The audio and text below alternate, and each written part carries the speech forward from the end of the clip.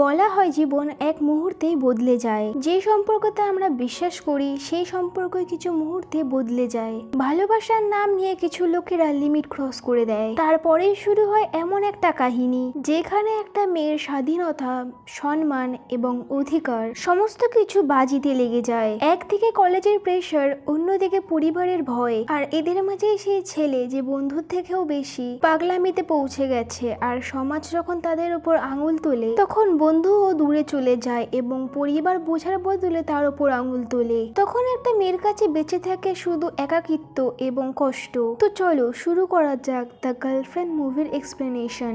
একটা মেয়ের জীবনের লড়াই এবং তার জিতের কাহিনী। মুভির শুরুতেই আমাদের সাদাসিধা একটা মেয়েকে দেখানো হয় যার নাম ছিল ভূমা। তার আজকে কলেজের প্রথম দিন ছিল।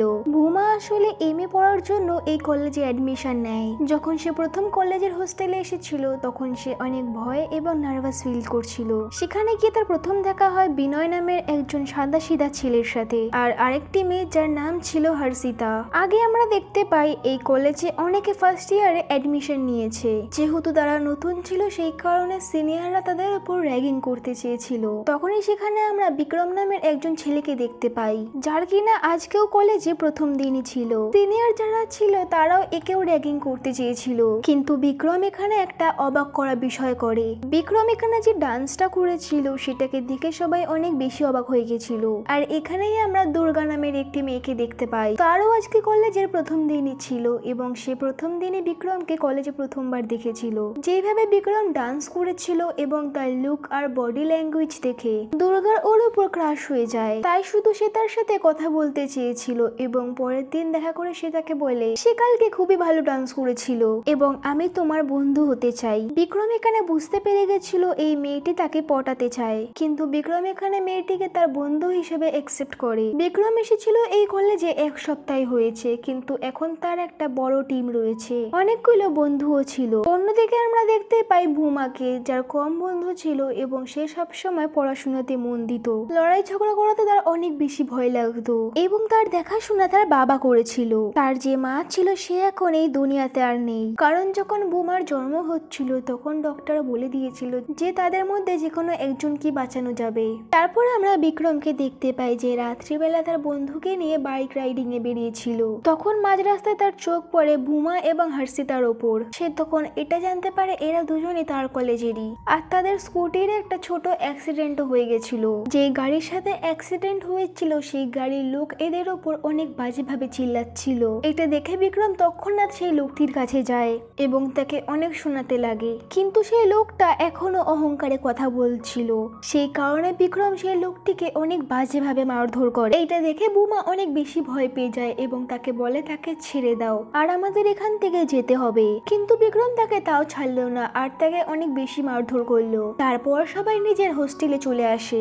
এর পরের দিন যখন সকাল হয় তখন হর্ষিতা ভূমার বাড়িতে আসে এবং তাকে এসে জানায় কালকে রাত্রিবেলা বিক্রম যাকে মেরেছিল সে আসলে পুলিশ অফিসার। তাই সেই লোকটা বিক্রম এবং তার সমস্ত বন্ধুকে পুলিশ স্টেশনে নিয়ে গিয়েছে এবং তাদেরকে অনেক মারধর করেছে। এইটা শুনে ভূমা অনেক বেশি অবাক হয়ে যায়, কারণ বিক্রম যে ছিল সে তার জন্যই লড়াই করেছিল। সেই কারণে ভূমা বিক্রমের কাছে যায় এবং তাকে গিয়ে সরি বলে। তার সাথে সে আরো বলে তোমার আমার জন্য লড়াই করা উচিত ছিল না। এক তো আমরা রং সাইড দিয়ে আসছিলাম, সেই কারণে কাকুটা আমাদেরকে বোঝাচ্ছিল, কিন্তু তুমি তো তাকে এসে মারধর করা শুরু করেছিলে, কিছু বোঝানোর সময়ই দাওনি। এইখানে তাদের বন্ধুত্ব হয়ে যায়, একে অপরের সাথে সময় কাটানো শুরু করে দেয়, একে অপরকে বোঝা শুরু করে দিয়েছে। কিন্তু এখন তো এটা জাস্ট বন্ধুত্ব ছিল, কিন্তু কোথাও না কোথাও বিক্রম যে ছিল সে ভূমাকে পছন্দ করা শুরু করে দিয়েছিল। অন্যদিকে আমরা দুর্গাকে দেখতে পাই, সে যেভাবে হোক বিক্রমের কাছে আসতে চাচ্ছিল, কিন্তু বিক্রমের এরকম কোনোই ভাবনা ছিল না যে সে দুর্গার সাথে রিলেশনশিপে আসুক। সে সবসময় তাকে বলতে থাকতো যে তুমি আমার টাইপের নও,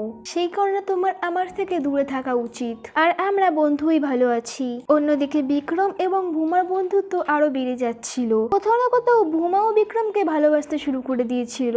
যেখানে যেখানে বিক্রম যেত সেখানেও ভূমা তার সাথে যেত এবং তার সাথে এনজয় করত।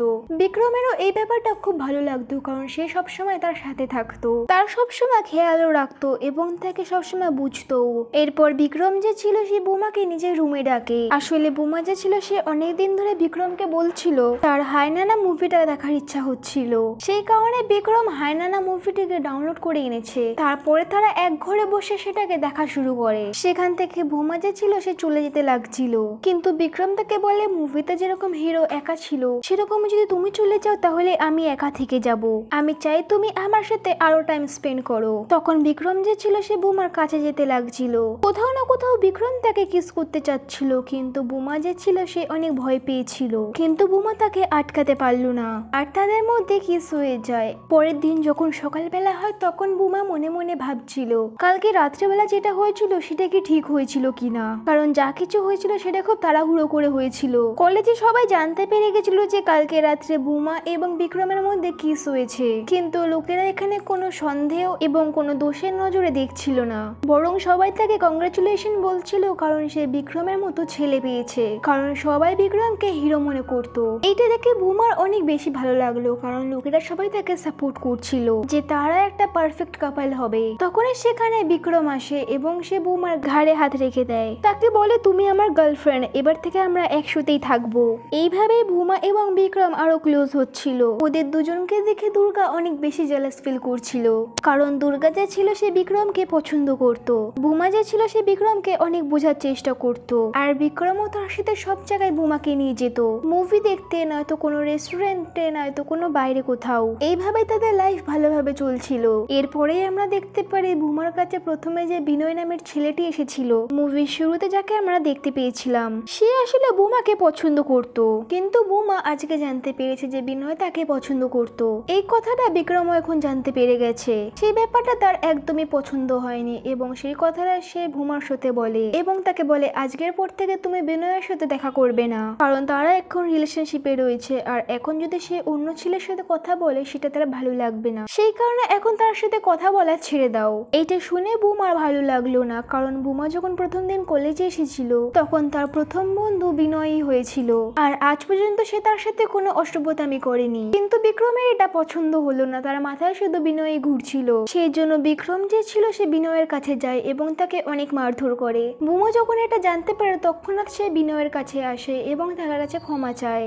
বিনয় তখন তাকে বলে আজকের থেকে তুমি আমার সাথে আর দেখা করো না, এটাই ভালো হবে, আর আমার সাথে কথা বলারও চেষ্টা করো না। এরপর বিক্রম যে ছিল সে বুমার কাছে আসে এবং তাকে বলে কাউরই কোনো অধিকার নেই যে তোমাকে ভালোবাসুক, আমি শুধু তোমাকে ভালোবাসি আর শুধু তুমি আমাকে, আর কারোর অধিকার নেই আমাদের মাঝে আসুক। অন্যদিকে দুর্গা যে ছিল সে অজান্তে বিক্রমের কাছে আসার চেষ্টা করে, কখনো কখনো সে তাকে জড়িয়ে ধরার চেষ্টা করে আর কখনো কখনো কিস করার। তার সাথে দুর্গা বিক্রমকে আরো বলে যে বুমা তো একটা সাদা সিধা মেয়ে, তাহলে তুমি তাকে কিভাবে ভালোবাসতে পারো। বিক্রম তখন বলে আসলে বুমার মধ্যে আমি আমার মাকে দেখতে পেয়েছি। তখন দুর্গা তাকে বলে যে বুমা আমাদেরকে যদি এরকম অবস্থায় দেখে নেয় তাহলে সে কি ভাববে। তখন বিক্রম বলে কিছুই ভাববে না, কারণ আমরা একে অপরকে খুব ভালোভাবেই জানতাম, আর সে আমাকে অনেক বেশি বিশ্বাস করে, আর সে যদি আমাকে এরকম অবস্থাতে দেখেও নেয় তাহলে সে কিছুই ভাববে না, আর আমিও তাকে কখনো ধোকা দেব না, কারণ তুমি আর আমি সবসময় বন্ধুই থাকবো। তারপরে আমরা বুমাকে দেখতে পাই যে তার বাবার সাথে কথা বলছিল।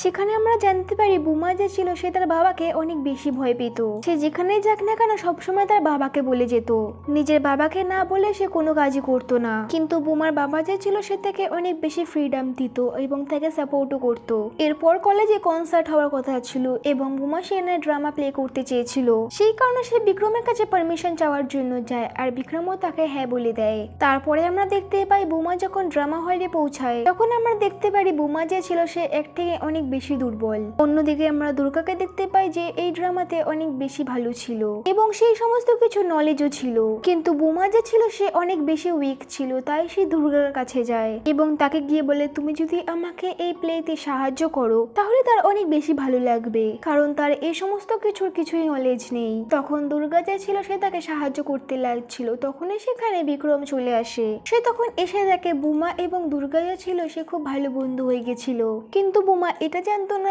দুর্গা এবং বিক্রম যে ছিল তারা খুবই ভালো বন্ধু। তো দুর্গা যে ছিল সে বুমাকে অনেক ভালোভাবে অ্যাক্টিং শেখায়। তারপর যখন প্লের সময় আসলো তখন বুমা অনেক ভালোভাবে করে, সবাই তার পারফরমেন্সে অনেক বেশি খুশি হয়েছিল। এইটা দেখে বুমার অনেক ভালো লাগে যে সবাই তাকে সাপোর্ট করছে, কিন্তু বিক্রমের সেটা একদমই পছন্দ হলো না, কারণ সে যেভাবে পারফরমেন্স করেছিল, কারণ তাকে দেখে অনেকরা হাততালি মারছিল এবং কিছু কিছু লোকেরা সিটিও মারছিল।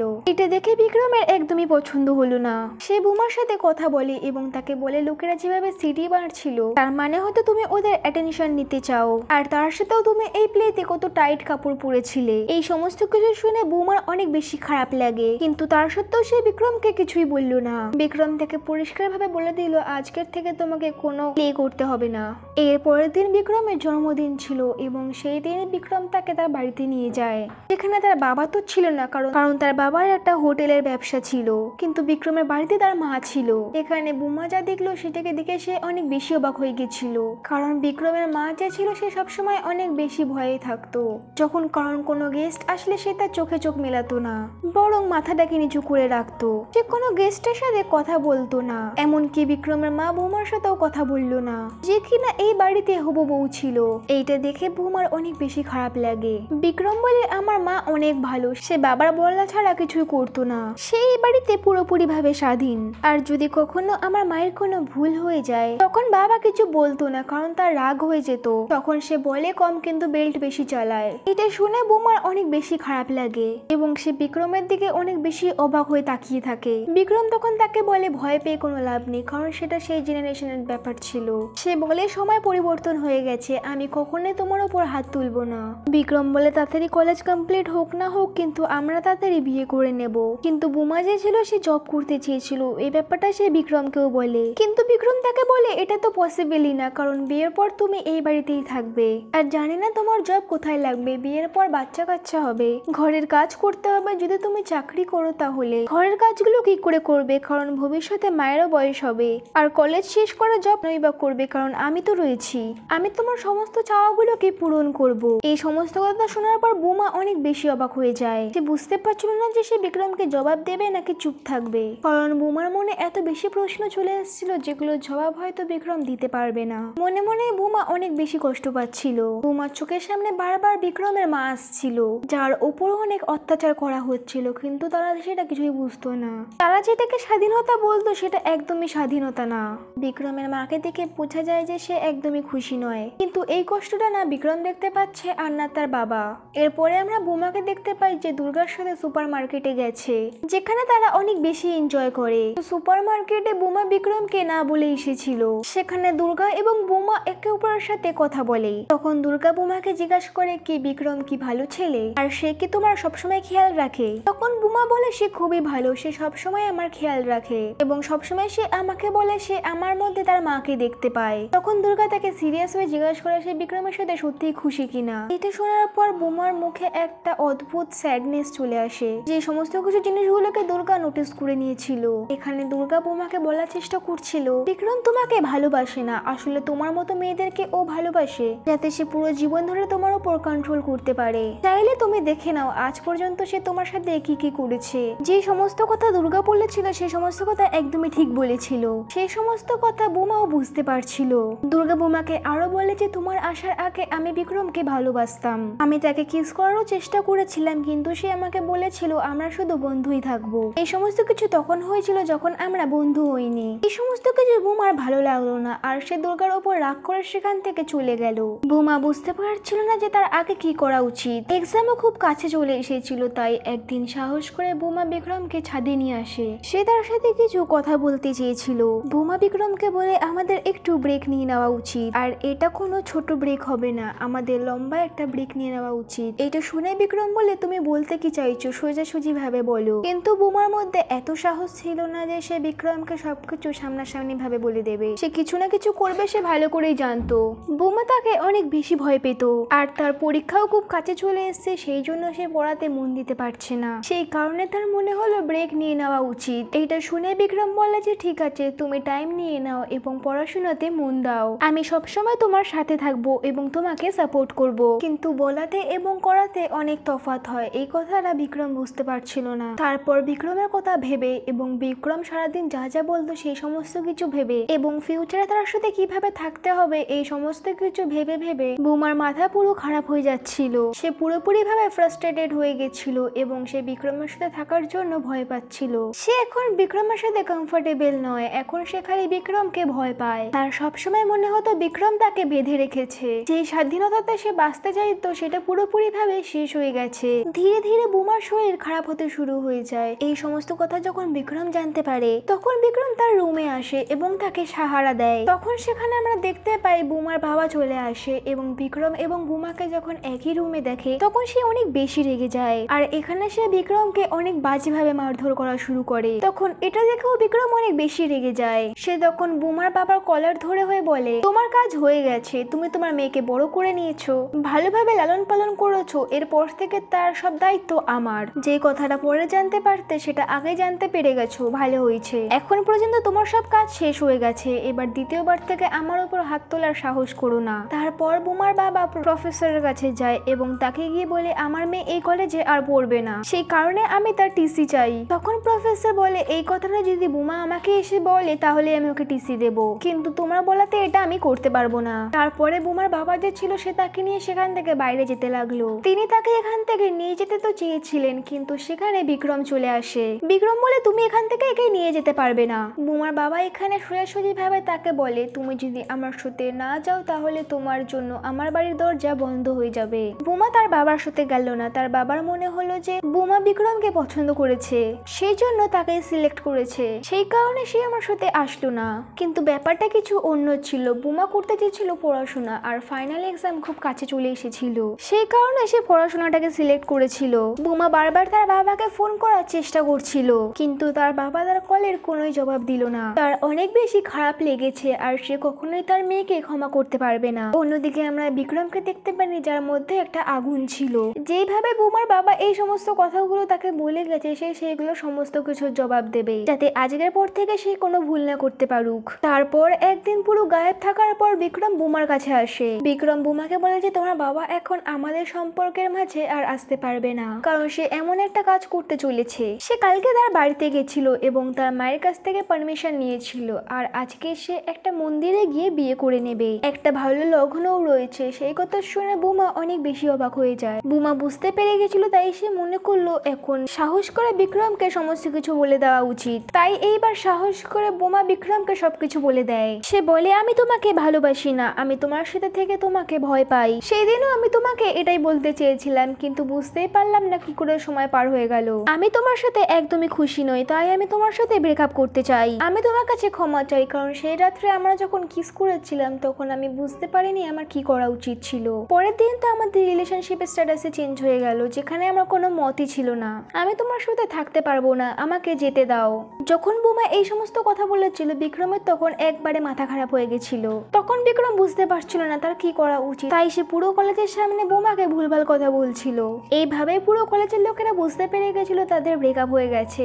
বুমা যেটা করেছিল সে একদমই ঠিক করেছিল, কারণ এই জিনিসটা তার আগে করা উচিত ছিল। কিন্তু বিক্রম যখন থেকে এই সমস্ত কথাগুলো শুনেছিল তখন থেকে তার মাথা খারাপ হয়ে যাচ্ছিল। সে একজন পাগল আশিকের মতো হয়ে গেছে, জিনিসপত্র ভাঙতে শুরু করেছে এবং চিৎকার করা শুরু করেছে। সে বুমাকে ভুলতে পারছিল না, এইভাবে সে তাকে ছাড়তেও পারছিল না। অন্যদিকে বুমার মনে অনেক ভয় এসে গেছিল। সে কলেজও ঠিক মতো যেত না, আর হোস্টেলেই থাকতো সবসময়। সে হোস্টেল থেকে কলেজ যেতে অনেক বেশি ভয় পেত, কারণ তার মনে হতো বিক্রম তার সাথে যখন তখন কিছু খারাপ করতে পারে। তারপর যেরকম করে হোক একদিন সে কলেজে গেল, তখন তার সামনে বিক্রম এবং তার বন্ধুরা চলে আসে। বিক্রম বুমাকে এখানে বলে, তুই যেটা আমার সাথে করেছিস একদম ঠিক করিসনি, এবার আমিও তোমার পুরো জীবনটাকে বরবাদ করে দেব। কলেজ থেকে বেরিয়ে তুমি যে সমস্ত কোম্পানিতে যাবে সেখানে গিয়ে আমি বলবো তুমি আমার সাথে শুয়েছিলে এবং আমার সাথে কি কি করেছিলে, আর তোমার যার সাথে বিয়ে হবে সেই মণ্ডপের সামনে গিয়ে আমি বলবো তুমি আমার সাথে কি কি করেছিলে। যতক্ষণ না আমি তোমাকে বরবাদ করে দিচ্ছি ততক্ষণ না আমি শান্তি পাবো না। তুমি চাইলে চেষ্টা করে নাও, কারণ এখন তোমার বরবাদই শুরু হয়ে গেছে। কিন্তু বিক্রমের একটা বন্ধু এই সমস্ত গুলোকে খারাপ মনে করলো এবং বলল যা কিছু হয়ে গেছে ভুলে যাও। এখানে বিক্রম রেগে যায় এবং তার বন্ধু তাকে বলে, তুমি যে এই সমস্ত কাজগুলো করছো সেটা একদমই ঠিক হচ্ছে না। সে বলে, আমরা তোমার সাথেই ছিলাম, আর তুমি কিভাবে বোমাকে তোমার সাথে রাখতে সেটা আমরা সবাই জানি। এটা শুনে বিক্রম অনেক রেগে যায় এবং সে তার বন্ধুকে মারার জন্য এগিয়ে যায়। এর পরের দিন বোমা তার প্রফেসরের সাথে দেখা করে। তার প্রফেসর তাকে বলে, নিজের জন্য স্ট্যান্ড নেওয়া খুব বেশি দরকারি। তোমার কার সাথে থাকা উচিত, কোন কলেজে পড়া উচিত এবং কোন কোম্পানিতে কাজ করা উচিত, এই সমস্ত কিছুর জন্য স্ট্যান্ড নেওয়া খুব বেশি দরকারি। যদি নিজের জন্য এটা নিজেই না করো তাহলে সেটা অন্য কেউ করবে। তারপর তোমার স্বাধীনতা ছিনিয়ে নেওয়া হবে, আর সামনের লোকের মতো তোমাকে চলতে হবে, আর সারা জীবন ধরে সে তোমাকে কন্ট্রোল করে যাবে। প্রফেসর যে সমস্ত কথাগুলো বলেছিল একদমই ঠিক বলেছিল। তারপর বুমা যখন তার হোস্টেলে পৌঁছায় তখন সেই হোস্টেলের দরজায় বুমার কিছু উল্টো পাল্টা ছবি লাগানো ছিল। তাকে তো কলেজের সবাই কলগালো মনে করে নিয়েছে। বুমার অনেক বদনাম হচ্ছিল যেটা সে দেখতে পারছিল না। এই সমস্ত কিছু বুমার অনেক বেশি খারাপ লাগছিল। সে বুঝতে পারছিল না তার আগে এখন কি করা উচিত। উচিত। তারপর আমরা দুর্গাকে দেখতে পাই। বোমার নামে যে সমস্ত বাজে জিনিস তার দরজায় লেখা হয়েছিল দুর্গা সেগুলোকে মুছে দিচ্ছিল। আসলে দুর্গা এখানে বোমার সাথ দেওয়ার জন্য এসেছিল। দুজনে মিলে দরজাটাকে পরিষ্কার করে এবং নিজের ঘরে ঢুকে। তারপর বোমা তার বাবাকে ফোন করে এবং সে অনেক খুশি হয়ে গেছিল কারণ তার বাবা কলটি তুলে নিয়েছে। কিন্তু সে এটা ভাবতে পারেনি তার বাবা এখন তাকে কত বাজে কথা শোনাবে। তার বাবা তাকে বললে সেই দিন ভালো হতো যদি তুমি মরে যেত তোমার মায়ের বদলে। আমি ভাবতেও পারিনি যে আমি তোমার মতো একটা মেয়েকে জন্ম দিয়েছি। এই সমস্ত কিছু শুনে বোমার মাথা পুরো খারাপ হয়ে যায়। সে অনেক বেশি জোরে চিল্লাচ্ছিল, যেমনটা ধরো সে সব জায়গা থেকে যেন হেরে গেছে। তখন আমরা দেখতে পারি আজকে ফেয়ারওয়েল ডে এবং একটা পার্টি হতে চলেছে। সেখানে মিউজিক হচ্ছিল, সবাই সেখানে পৌঁছেছিল শুধু বোমা ছাড়া। বোমা ঠিক করলো সে সেই জায়গাটা যাবে এবং সবাইকে মজা দেখিয়ে আসবে। যেই অবস্থাতে বোমা এখন রয়েছে সেই অবস্থাতে সে সেখানে পৌঁছে যায়। সেখানে গিয়ে সে মাইক নেয় এবং মাইকে বলে বিক্রম যে ছিল সে আমার বয়ফ্রেন্ড ছিল।